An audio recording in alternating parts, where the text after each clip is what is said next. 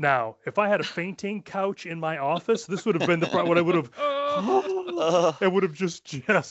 Fortunately, I wasn't standing at my desk when this unfolded. I was, sitting in my chair, so I just kind of drooped back. Fortunately for everybody involved, this didn't impact me. This was somebody else on the team. All right, everybody, we should get going. And we have sound effects. Microsoft 365 Horror Stories. It's October 29th, 2025. The gang's all here with all our new headshots. Loving those. Thank you, Stefan Bauer, for all your amazing photography work last week or 2 weeks ago at Collab Days New England. All right, today, Microsoft 365 Horror Stories. We have a lot of puns and alliterations and all of those like Englishy sounding things that people who know about English language talk about. I am not one of them. So we're going to start with one big, beautiful library. Retention everywhere. Nightmare on SharePoint Street. Trick or train. When scripts go silent. And email Entrails. The attachment fails. So let's get started. Mark, you're first with your horror story. And I just before you do start, we'd love to hear other people's horror stories. So put them in the chat. Put your hand up. We want to include you if you have some great horror stories to share with the class. So with that, Mark, go ahead. They may not have just such spectacular graphics as we do, though. Yeah, we went way off brand today. This is actually one of my most favorite Microsoft 365 stories. I'll probably be telling it for the next 10 years. So we had a client who had one document library containing probably 95% of the files in their organization. Yeah, I can't remember how many millions, but something like 5 million, if I remember correctly. 16 terabytes of content going back years, all in folders, tens of thousands of folders. And how did they know they had a problem? They ran out of sharing links. Did anyone know that limit number, 50,000? One would not think one would need to know that's the limit of sharing links in a particular document library. So this is an example of sort of doing your information architecture not so great. And the moral of that story is it takes lots and lots of time for us to sort of tease out. Yeah, it's harder to fix the mistake than it was to make the mistake. Yeah. And it really was a migration from somewhere else into one document library because the people who did it didn't know what they were doing. And it wasn't our client, it was somebody they paid to do it, which is even worse. Yeah. There's some good questions in the chat about this client. One of them is how many users were in that company. So how big was that company? You'd think it was really huge, but probably a couple hundred. Yeah. But very file happy, if you will. A lot of what they do generates files. It's the legal vertical. So that was part of it. Yes, document library does not equal a file server, Caleb. Although I think that happened a lot in the pandemic. When the pandemic started, I think a lot of people went, oh my God, everybody has to work from home now. How do we deal with the fact that we have an on-prem file server and they're used to using that? How do we deal? And I think they just moved the stuff into SharePoint document library and said that'll work for now. And so I think we're seeing sort of that come to a head for many, many organizations as they try to okay, this isn't working anymore. How do we fix it? And how do we use the platform better? So absolutely. Yeah, I mean, I think that a lot of people went to their managed service providers and said, we need to be in the cloud, and their managed service providers are not necessarily equipped to do that shift. They thought of it as a big file share in the sky, and in the long run, that's not the right place to be. How many folders were in that one library? It was tens of thousands. I mean, it was. Yeah. It was an obscene number, and the unique permissions was also an obscene number because every one of those sharing links was punching a permissions hole. They were a lot of them were external sharing links. So it's basically an example of everything you would never want to do. Yeah. What were you going to say, Patrick? Oh, no, I was just going to say, Krista, I agree with that question because in my head, it was at least 10, 15, 20 folders deep. I'm sure it was, boom, boom, And it boom, boom, was. boom, boom, boom. Yeah. Yeah. And Isn't there inconsistent folders too. So units of work were either here or down there or across the way. Oh, I'm sure there was option A on 1028 and option B on 1028 and Oh, you mean Francis- versioning? Yeah, Francis posted, isn't there a 20,000 limit on permission breaks? I thought that sharing links counted as such as well. I don't know about the 20K, but the sharing links do break permissions, and that number is 50. I think they were at like 50. So it's not a hard limit either. Yeah. Right? Because they were in the 50. The number of sharing links is 50,000. They weren't all the kind of links that would break inheritance. So, like if it's a everyone who has existing access link, it doesn't break inheritance. So again, limits you never want to get near. Karen posted a scenario that's pretty awesome. She had 8 million files and continued adding. Moving them from on-prem to SPO took months to get the moved content. And the crazy part, they were putting the documents into another system and copying them into SharePoint because they didn't have a way to put the correct metadata in that library for searching. Wow. Yikes. That's just... Wow. Yeah, so Wow. it's still a horror story. Karen. Yeah. That's Wow. something. Sequel. Yeah, Well, they should have you fix it, I think. very much Seems so. like a All right, should we good move on? project. Yeah, I'm We've done got- with this one. Yeah, Mark, you got another one for retention. This one's I got another one. And this is, both of these are sort of one size fits all, except that's never the right answer. I've got 2 different clients that have basically turned on retention on everything. And when I say everything, I mean SharePoint sites, Exchange, OneDrives, the same retention policy, just blanket. And what that means is, A, you're keeping stuff you don't need to keep. B, you can't really delete anything. So like if you create a site called test, you've got a site called test for 7 years unless you work really hard to get rid of it. So the everything under a 7-year retention policy I thought was really horrible. It was one retention policy. We've since been mitigating a lot of that. But I've heard about another one recently that I'm working with that has a single forever retention policy. In other words, nothing is ever going to be deleted. And that's a request from the legal department, which seems like a bad legal move.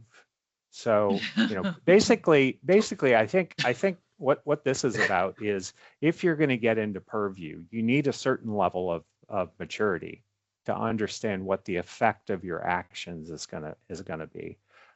I'm not picking on admins here, but lots of times admins are sort of at the bottom of the trail, and they just get told to do this, and they can't convince anyone not to, and it causes tremendous problems. I mean, the second one where there's a forever retention policy, the SharePoint admin I'm talking to says that they would today delete 2/3 of the sites because they're not in use, don't have anything valuable in them, are ridiculously old, etc.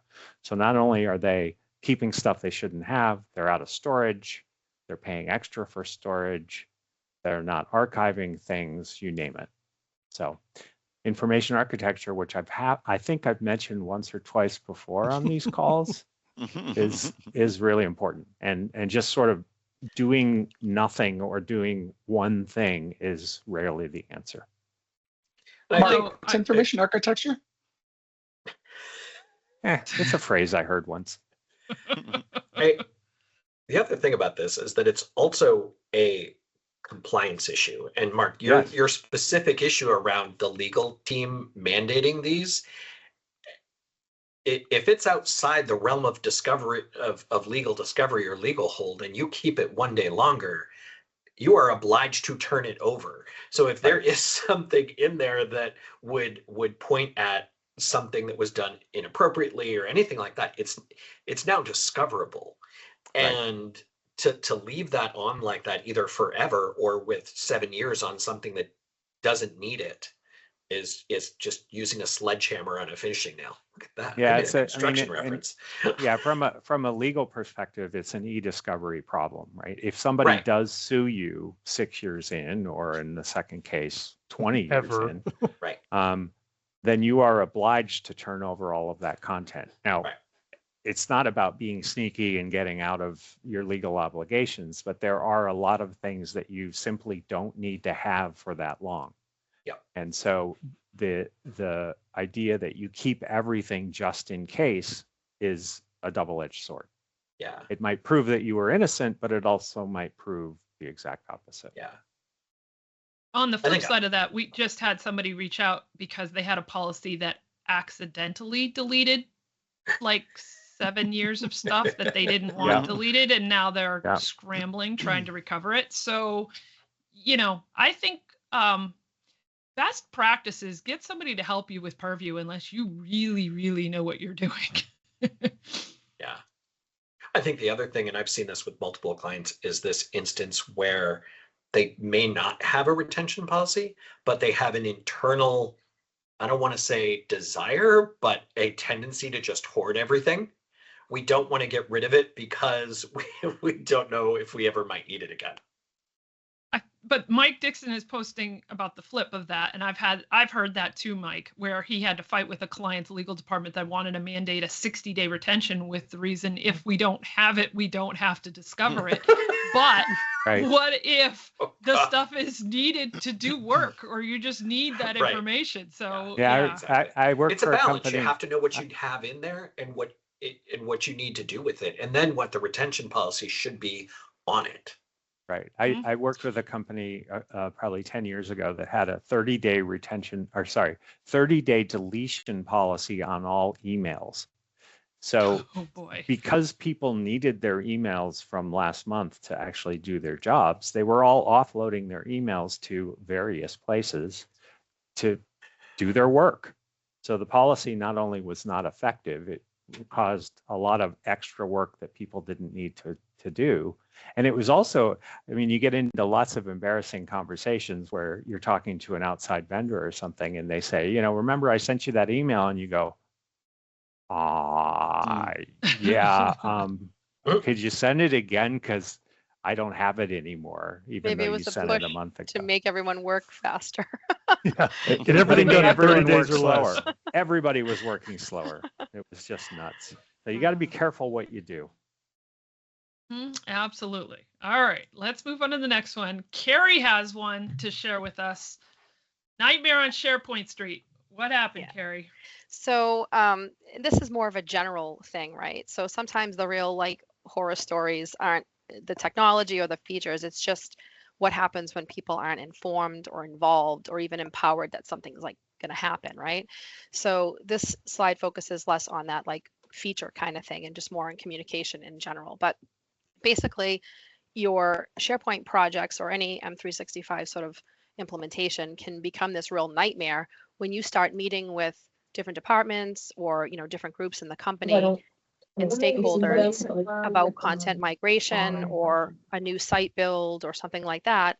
But the business hasn't first informed them that this is happening or even communicated that this is a project that the company is, pushing out. So it can be a real issue.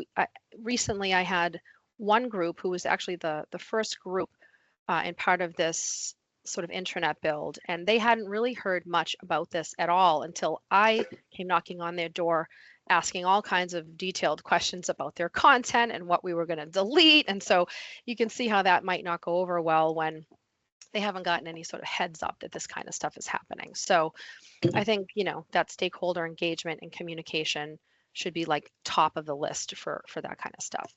So how does it affect the stakeholders and just the business in general? As I said, they're left in the dark.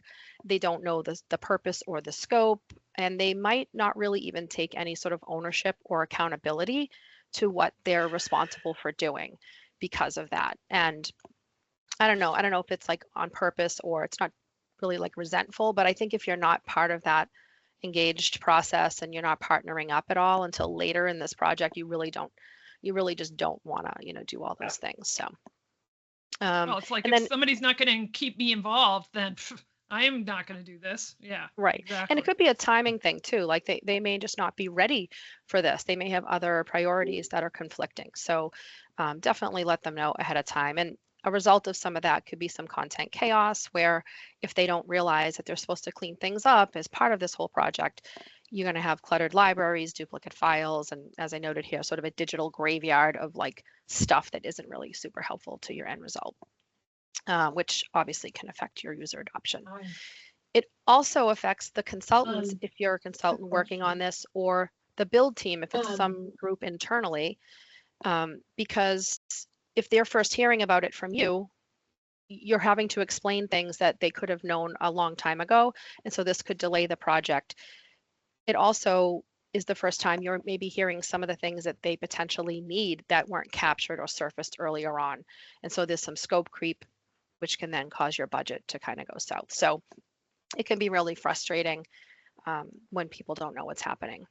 And then lastly here is just like the whole value of the project. Like, the whole outcome of this just might be diminished because of that. And then, the team working on it or the consultants working on it, sort of their trust is lost because folks aren't super pleased with how the process is going. So super important, but it can be a real problem. And like with that client I mentioned, they confided in me to say, I really wish I knew a lot of this sooner. I understand this is your job to get all this info from me. And so, we had a good rapport, but they really felt like their own team internally, really just didn't do them very much justice. So. Yeah, those are great points about the sort of corporate communications aspect of this. And it depends on how big your organization is, certainly, whether it's corporate comms, but still some level of communication should be done constantly to like, hey, we're kicking this off. Here's what's going to happen, status updates, this is what we're doing. And finally, like, hey, we've done it and now it's available. Even if it doesn't mean that there's necessarily anything that everybody has to do, just making sure everybody's in the know about what's happening, it fosters good like trust in an organization that they have your back and are going to let you know what's going on. Casper just posted file migrations to a brand new tenant, and we were throttled really hard and ran out of SharePoint storage after a few hours. The customer forgot to tell that they had postponed adding license to the accounts on the tenant. So, and that comes back to you get a certain amount of space for every additional license, and they probably hadn't done it on the new tenant, so you couldn't do the migration. That's fun. Fun times had by all. All right, let's move to the next one. Carrie, you have another one, trick or train. Trick or train. So just like, communication and that, stakeholder engagement is important.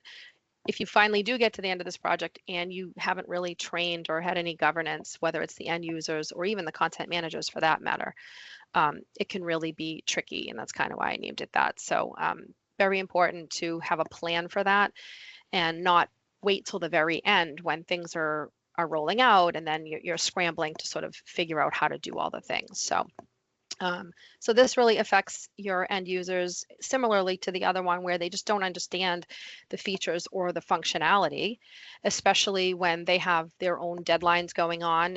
It may not be conducive for them to try to learn this tool quickly or on the fly after the fact, right? So that's not super helpful and can be frustrating for them.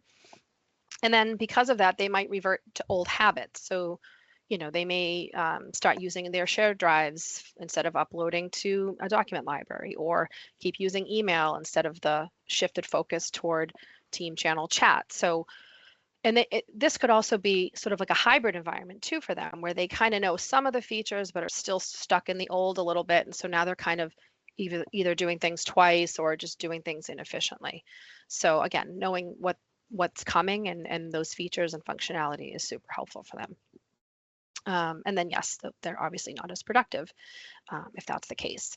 And then for content managers, same thing, right? You may have broken permissions haunting you, like what we were talking about with Mark. Duplicate files, maybe there's no source of truth anymore for this data because people weren't aware of what to do, or missing metadata. And if you're on the IT side of things, this could be where you see an uptick in your support tickets, because now all of a sudden everybody has a question all at the same time. So this lack of training can be sort of a real horror show when it comes to any Microsoft 365 implementation. Well, and depending on the organization productivity overall, like, you know, the end users are not productive necessarily, as you pointed out in that bullet, but the organization itself could theoretically be seriously impacted, and their customers impacted by this sort of chaos that comes out of the fact that they rolled this thing out. Maybe they communicated about it, but they just assumed everybody knew how to use it. And now all of a sudden they realize, oh, nobody actually knows what they're doing, or not enough people know what they're doing. Sure. Yep. All good things and all good comments about having the most similar expensive issues. training is the training you don't do. Oh my God, so true. All right, let's move on. We gave Todd a slide because, you know. Feeling generous, you know, holiday season. What happens when the scripts go silent? So this one is a scary one, and we should have warned everybody. We should have put one of those banners up that warns, you know, shouldn't. If you've got kids in the room, you may want to have them leave the room for a minute, because this one is pretty scary. At least it was for me. This one was well intentioned. It was the side effect of strict security, a client wanting to be very secure. And it kind of unfolded in 3 acts, sort of. One of the acts was that the SharePoint admins could only log in from a hardened machine. So a security hardened machine, if you had the SharePoint admin role, you could only log in from specific machines. But that didn't matter, because they wouldn't let the consultant be a SharePoint admin anyway. So there was kind of some telephone game going on when you had to do admin-y stuff. And then turns out the client wasn't familiar with PowerShell. So when the consultant was talking to the client, so what this ended up meaning was you couldn't really use PowerShell when you were doing this. We're working with this client. So this was so scary to hear that there's this client and it's this big, great project and all these fun things to do, except you can't use PowerShell. Now, if I had a fainting couch in my office, this would have been what I would have. It would have just. Fortunately, I wasn't standing at my desk when this unfolded. I was, you know, sitting in my chair, so I just kind of drooped back. Fortunately for everybody involved, this didn't impact me. This was somebody else on the team that got bit by this potential issue. I did, because I didn't want to try to, you know, I couldn't recreate the horror at the time. I did put that image off to the side there of a dramatic recreation of how I reacted when I heard about this. But this is one of those things, you know, we've talked about purview. If you don't know exactly, you know, what you're doing with you could be trying to do the right thing, but have bad implications. This is another one of those things where you just can't run an M365 tenant these days without PowerShell. There's some knobs you can't turn, some switches you can't flip without PowerShell. And so you need to have a way to be able to do those things. The other place I've seen a similar problem like this pop up is if, you know, you've got a big company and you've got an M365 admin, but you've got a tenant admin for the entire tenant, and they won't add the PNP PowerShell app registration to the tenant. You get situations like this where you can't use the new PNP PowerShell, and you have problems like this. But this one was particularly scary for me when I heard the person who came across this as they were telling this story. It was just like, oh my God, I hope this never happens to me. It's just horrifying. Yeah, the change, well, it's not really the change of that. It's the fact that it's not something they just accept and they have to actually create, but creating the app registration in the Azure tenant for PNP PowerShell to work against is incredibly confusing, because there are so many admins that do not understand delegated versus app level permissions and how the whole thing works and what it means or anything else. So it's an education step that often is just a full stop, no, we won't do it kind of thing, because they just don't understand. And instead of like learning it, they, you know, just say no. So that it is very tricky when that happens, especially as a consultant, when they want you to do something, but they are not going to give you any of the tools to allow you to actually do it. So yeah. I have a side note. I just want to mention Todd's shirt totally matches his picture. I thought that was awesome. So funny story about that. I noticed a couple of the previous images were created by Copilot. I did mine in ChatGPT, but I told it, I'm like, make a cartoon of me looking scared, blah blah, and it's like update a picture of yourself. So I was wearing a blue shirt yesterday also, and I just took a picture of myself and uploaded it to ChatGPT. Awesome. And yeah, my closet is full of blue shirts. Love that. I asked that question if you did Copilot, but now I learn it's ChatGPT. So there's where that image came from. All right, we're going to let Mark Cashman have the last one. Email entrails, attachment fails. Mark, take it away. I am guaranteed that this has happened to everyone, and I wanted to match Derek's energy shirt, so the background of this slide is all red. So read at your leisure, but basically this is a short story based on a true event here in the Pacific Northwest with a large retailer who is amazing at their business process and warehouse management, but not so great at the time around their collaborative efforts. So this is a true story based by Stephen Kling. Basically, there was a big meeting coming up. There were a lot of stakeholders getting ready for that meeting, and they were sending the main PowerPoint that they were going to run their leadership through as an attachment, multiple attachments. And so if you read through here, you'll see that everybody at some point either had a version that they started on their desktop as they made changes and sent through additional email attachments. They changed the file name, they did the reply all and put attachments that were ending up in their inboxes, their outboxes, their sent folders. And it was all forked. So it was really a crazy thread. But it really was them sharing a story about how they wanted to do content management a little bit better. So it truly equated to hundreds of not versions in the way that we like to think about versions, but copies everywhere, and really hard to manage getting to the meeting with actual final. I think I've heard a lot of people say final, surely final. So there was a mass grave of orphaned files, and it really was something where, as what Carrie had shared, these are the lesions that were learned. Exchange is not a content management solution. I know we all know that, but that is their lesson. And using links establishes something that we call a single source of truth. We, the collective, that know why links are important, whether you have 50,000 of them or not, whether you're using PowerShell to generate some of this stuff or not, or whether you've trained people to do this in the proper way or not.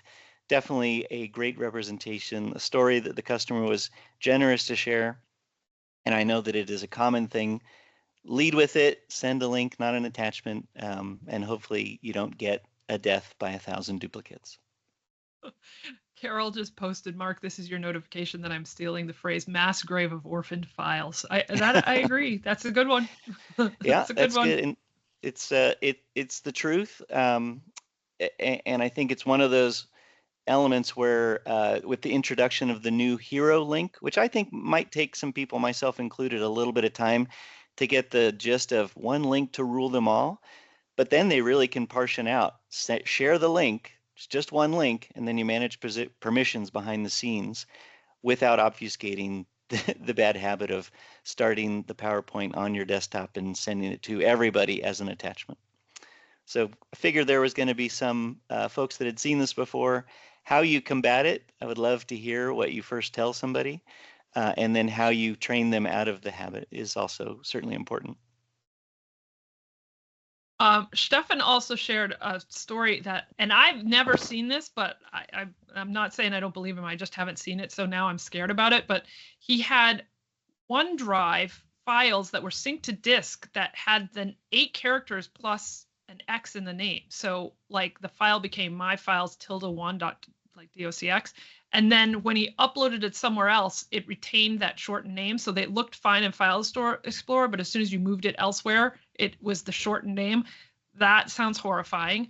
Now I'll have to watch for that. That's a terrible one. I blame Linux. It's got to be Linux somehow. Yeah.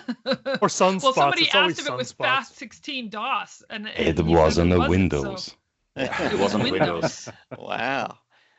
Stefan, you almost sound a little bit like Vampire today. I know. That was Oh. so You good. can, yeah.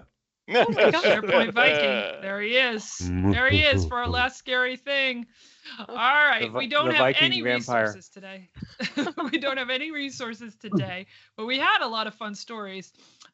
Next time, November 12th, we're going to do another What's New with Learning Path, Microsoft 365 Learning Pathways. And the reason for that is we've had some big changes, Derek Cash Peterson. Yep. So that's going to be exciting. We've got a lot of good things to share with that. So definitely show up for that next one on November 12th. In the meantime, Mark Anderson and I will be at TechCon 365 Dallas next week. So that's the 3rd through the 7th. There's still time. Join us. Use code SIMPRAXIS for $100 off. ESPC Dublin, Patrick and Derek will be there in not speaking, but definitely be there. So say hello to them. They'll be checking in with our orchestra partners there. So lots of good. Microsoft 365 Community Days Miami is open for registration. Myself, Mark Anderson, and Mark Cashman will all be there speaking. That's in Miami, February 6th. Who doesn't want to be in Miami on February 6th? I do. So that'll be super fun. And we've got some other conferences coming up that as soon as we hear about speaking engagements, we will let you know. That'll be the Microsoft 365 Community Conference. That's in Orlando this year, and that's in late April. It's actually school vacation week for most people in the United States, and also the European Collaboration Summit, and that is in mid-May, I believe, this year in Cologne, Germany. And so we will update those when we know who is going.